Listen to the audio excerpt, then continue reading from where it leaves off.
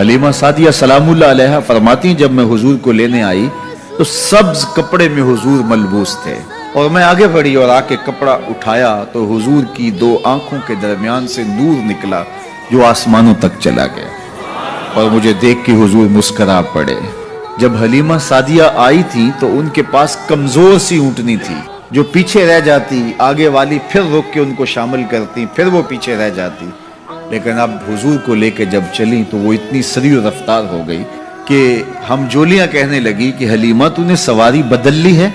حلیمہ بولتی ہے سواری نہیں، میں نے سوار بدلا ہے۔ اور اب وہاں پہنچتی ہیں تو گھر میں اجالے آ جاتے ہیں۔ باقاعدہ عورتوں نے آ کے حضرت حلیمہ سعدیہ سے پوچھا کہ تم اتنی امیر ہو گئی ہو کہ رات کو بھی چراغ نہیں بجھاتی؟ تو فرمایا آؤ میں تمہیں بتاؤں میرے گھر میں چراغ کون سا ہے۔ حضور پالنے میں تھے، اشارہ کر کے کہا جب سے یہ پیارا گھر میں آیا ہے سارے دیے توڑ دیے۔